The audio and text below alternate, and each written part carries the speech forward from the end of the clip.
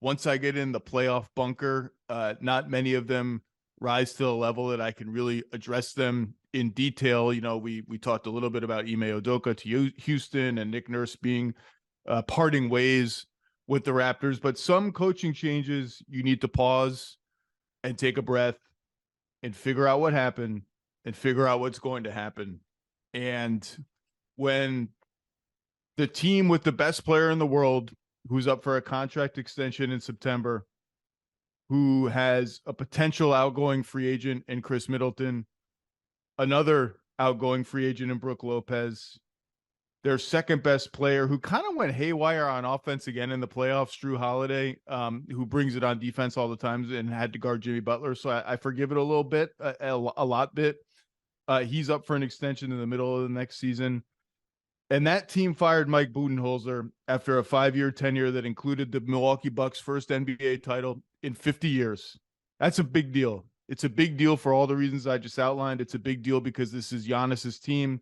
It's a big deal because they just said goodbye to the coach who got them to where they wanted to go and where they had not been in 50 years. And now they have to hire a new coach. And yet I said it after a collapse from which I'm still reeling that I didn't see how they could come back intact as a team, whether that was the coach, whether that was something else after what had happened against the Heat. And so here we are. And to help us sort this all out from The Athletic, who chronicles this team better than anybody that I know, Eric Name, aggressive question asker, failure chronicler, Eric Name. How are you, sir? I am well, Zach. Yeah. First of all, we should acknowledge right up front that Bud suffered a family tragedy during the first round of the playoffs. One of his brothers passed away in a car accident. And setting aside all of this, I've known Bud not super well, but we've gotten coffees and dinners and chatted at games. I've seen him at social events for, I don't know, 10 years now. And, you know, I've always enjoyed his company. And as a human being, you just hate to see anybody going through all of these things at the same time. A personal tragedy, something pretty close to probably the low point in any coach's career, the level of criticism he received. And I think, unfortunately, the criticism was justified. I just don't think you can, the timeout not called at the end of regulation is you just can't do it. It just can't happen. The timeout not called at the end of overtime when they didn't get a shot off, I don't care really about that. That's a typical coach. A lot of coaches just say, let them play, go up, like, and all that, and the adjustments, which we'll talk about. But on a human level, you know, everyone is feeling for Bud, and this is a very tough moment. And you know, John Horst, the GM of the Bucks, or I don't know if he's the president of basketball operations, and I can't keep track of people's titles. He and Bud are very close. Like, this is a decision that I think was probably heart-wrenching, even if the personal tragedy had not happened for John Horst. And obviously it's not his decision alone. Only there's an ownership group, including a new incoming ownership group. But just step back for a minute. Now that this news has happened, kind of what have you heard about just the tenor of the organization, the emotional sort of temperature of the organization right now? I mean, I just think there's a lot of shock. And obviously some of that's on a very personal level with like a personal tragedy for Mike Budenholzer. And just I truly can't imagine. I can't imagine trying to write about playoff basketball with the sudden passing of my brother. I truly couldn't imagine trying to prepare for NBA basketball with that going on. So I think it kind of starts there. But then just as an organization, when you're looking at this team, I don't think anyone could have ever foreseen this happening this season. Like to have the best record, to see the Heat struggle in the way that they struggled in that play-in tournament, and then to play the way that they did, I don't think anyone could see that coming. And you know, I've seen some people say like, oh, you know, in 21, there was the thought if the Bucks lost in the playoffs, then Bud might be gone. And we didn't hear any of that beforehand. Well, of course we didn't hear any of that beforehand. They're the number one seed. They're the best team in the league. Like you don't like no one's talking about like, oh yeah, we might fire a coach when we're the best team in the NBA. And I think that speaks to just kind of the shock around the organization. This is just something that no one expected, and the contract situation speaks to that, right? Like Bud had 2 years, $16 million left on his deal. This was a situation where I think the whole organization was thinking, all right, we feel like we should have won the championship last year, gone back to back, but Chris Middleton gets hurt. But that's okay. We're gonna win 2 in 3 years. And that'll be fine. That'll show that we were justified in what we did last year. That'll show that we know what we're doing as an organization. And then to have, as Giannis put it in his post-game presser, the worst postseason he's ever been a part of, which is factually true, because it's the fewest games they've ever won in a postseason that he's participated. The number on the marker board at the end of the season was 15. 15 wins away from a championship. I just can't. I don't think anyone in the organization really had any sense that this was coming. And as you mentioned, this was going into what was already a difficult offseason. This was not going to be an easy offseason, period. Right? Like figuring out what Chris Middleton's going to do. Is he going to opt into his $40 million player option? Is he going to opt out and then sign an extension? Is he going to opt in and then try to play for another? What's he going to do? Who knows?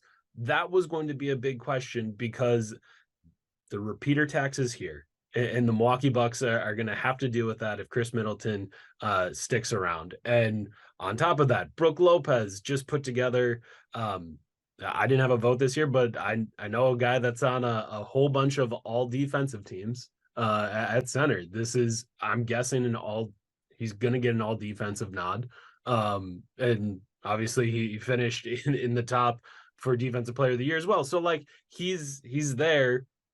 He needs a contract. And how are you going to do that? Going into his 16th season, going into his age 35 season, like all of those things were going to be really difficult, right? But the assumption was, hey, if we win a championship, all right, maybe it's okay to pay the repeater tax, and the bill will be totally fine. That's okay. When you lose in the first round, the calculus is anything you thought you knew, it's thrown out the window. Whatever you thought you had or what was planned, it has to go in a different direction. And I think obviously what you've seen is the very first move that you could potentially make is firing a coach who I think just had a really bad postseason. Like if you look at that series, there's just a lot of stuff where, I ended up questioning a lot of stuff from the very start of that series. Even before Giannis got hurt, the first thing I was looking for, Zach, was who has Jimmy Butler? And it was Drew Holiday on the very first possession. And you know this well, I know this well. In 2020, in the bubble, I asked Giannis, did you ever ask to cover Jimmy Butler? And he looked at me and said, why would you ask that? Because I was supposed to know that in their system, he doesn't do that. He's not going to be the one-on-one defender. He's a help defender. That's how these things go. Lo and behold, in 2021, when they swept the Miami Heat in the first round, who was Giannis on? Jimmy Butler. And they just suffocated the Heat in that series with Giannis on Jimmy Butler, with Brooke on Bam Adebayo. Now, if I recall, Giannis went under picks on Jimmy a lot in that series. He did. And I think one of the reasons we didn't see that in this series is I don't think Bud thinks it's a great matchup. Like I think Bud doesn't. I don't think that coaching staff thinks Giannis is that great compared to how he is as a help defender, defending not quicker players, but guys who are just shorter than him, like almost everybody who handles the ball. They can just move around a little bit more with a little more nimbleness and agility. And I think Jimmy would have been totally okay with that matchup. But I think one of the things Jimmy did is he made enough jumpers that he scared the Bucks and he has scared the Knicks out of Yeah. going under picks against him. And I think if you take that tool away from Giannis, just to defend Bud a little bit, because I don't think that's the silver bullet that it's been made out to be. I think if you take that tool away, now I think I'm playing the math on Jimmy more than these coaches are. Like I would dare a little bit, especially with the guy who has a 7 whatever wingspan going under picks. But if you take that weapon away, that's a tougher job for Giannis, and I think people understand it to be. Absolutely. And I will say also during the 2021 championship run, as the Bucks were getting ready to play the Nets, I told Giannis that I think one of his weaknesses is getting over screens. And he said, yeah, it is, but I'm also the best 7-footer in the world at doing it. What a life, by the way. Eric Nehm just walks up to Giannis. Hey, man, I got something to say to you. You got a weak spot I want to talk to you about. Getting over picks. And Giannis respects you so much. He's like, yeah, you know what? You're probably right, but I'm the best 7-footer in the world at it. And it's really tough to disagree with. So, like, whether or not you agree that Giannis should cover Jimmy or not cover Jimmy, the fact that I could ask that question at the start of the series and I didn't have a good answer for what it would look like at the end of the series speaks to and it's the thing that always comes up with Bud, the lack of adjustments or, trying to stay within the game plan and making small tweaks to the game plan rather than, throwing out the whole game plan. And that's not to say the Bucks didn't do different stuff against the Heat. They did. Like they tried different people. They had different people do different things, but overwhelmingly Drew Holiday was on Jimmy Butler and it didn't work. And the Bucks just never found a way out of that. So you start with that. And then in games 4 and games 5, the fourth quarter offense just falls apart. Just absolutely falls apart. And overwhelmingly, and this is the thing I tell people all the time, because the biggest critique of Mike Budenholzer over the last 5 years is the drop defense. You give up too many threes, and the defense just isn't good enough, blah, blah, blah. When is Brook Lopez going to stop playing? All that stuff. That's always the critique.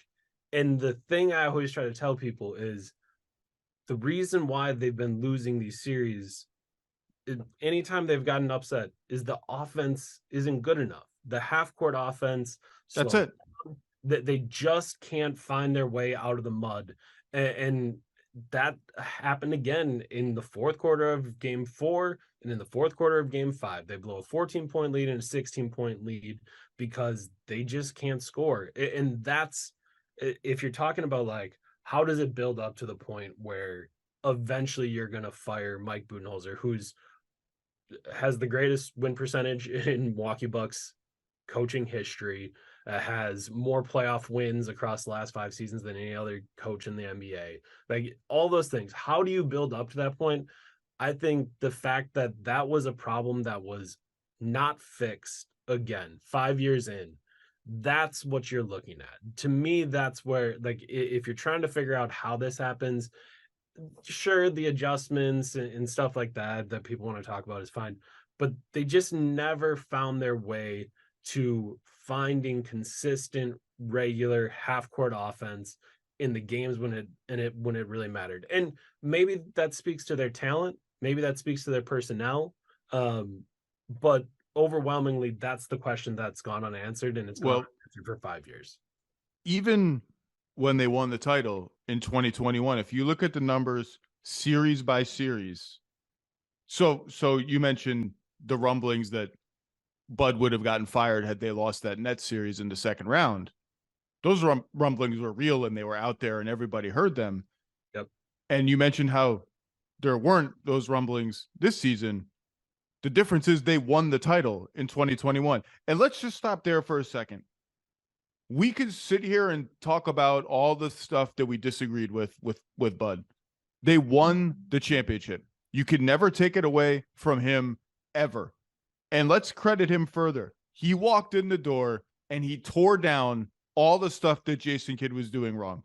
And Jason Kidd wasn't doing everything wrong. Ask Giannis. You ask Giannis all the hard questions, ask him about that. He'll tell you that he likes some things Jason Kidd did. But he tore down the aggressive trapping defense, built a whole new defense that we're taking the rim, we're not fouling, we're going to give up some threes, and we'll live with that. Then this year he adjusted the defense. Like, all right, let's try to take away the threes now. We've erred too much in that direction. In the championship year, they bring in PJ Tucker. He starts to switch a little bit more to have that baked in for when they need a little bit more versatility, shoot more threes, play with more pace. Like we're going to talk about the problems and we have, but give Bud the credit he deserves. He came in and wiped away a philosophy and a system and a structure that wasn't working and replaced it with a foundation that did work. Half court offense failed, and it was failing in that net series until, some injuries happened. They turned it around a little bit. But even in the Sun series and the Hawks series, it was just okay. It was like okay enough for their defense and their offensive rebounding and their transition offense, freak show, gyro stepping 4 steps down the whole court to win them the title. And you can never take that away. But well, so to me, that's where this gets really interesting, right? Like, so I just talked for, I don't know, however many minutes, 5 minutes about the problems, right? In the things that went wrong. Mike Budenholzer is a really good NBA coach. Undeniably. Like there's he's a 3-time coach of the year. There's no argument against it. From day one, he came in and they were successful. And not just on one side of the ball, on both sides of the ball. And yes, this is where the naysayers will say, well, he has Giannis Antetokounmpo. Of course, he can create a great offense and a great defense. Sure, like that's a fair response. But there's a lot of teams that are really talented around the league and don't. They just don't. They have lots of talent in offense and it doesn't work. They have lots of talent in defense and it doesn't work. From day one, they came in, and at no point in the regular season did the Bucks finish below 15th in either offense or defense in 5 years under Mike Budenholzer. And they were top 10 in 4 of the 5 seasons. And the defense was first in for his first 2 years and 4th in his 5th year. Like overwhelmingly, Mike Budenholzer is a really good coach. And I think that's where all of this becomes even more fascinating, because if that's the base, there's nothing. Again, you're gonna have to tear it down and make your own ways. Every coach is gonna have to do that. You're gonna have to make your own schemes and do all of that. But the floor is really high. Like it's really, really high. And even if you want to say that they should have won more championships, appeared in more finals, they still won 1. So the standard for the new coach coming in, whoever it is be one of the best teams in the league and win a championship in your first 3 seasons. And I hate the line of thought that I see all the time is, well, if they had a different coach, they'd have 2 or 3 titles by now. Really? You know that for sure? You want to go through the teams with superstar players who have won 0? You want to talk about the Clippers? You want to talk about, we talk about the Nets, talk about the Suns being down 2-0 right now to Denver Nuggets as we record this. The Sixers haven't gotten to the conference finals with Joel Embiid. Celtics still haven't broken through. You want to talk to me about all the teams? Like, it's easy to win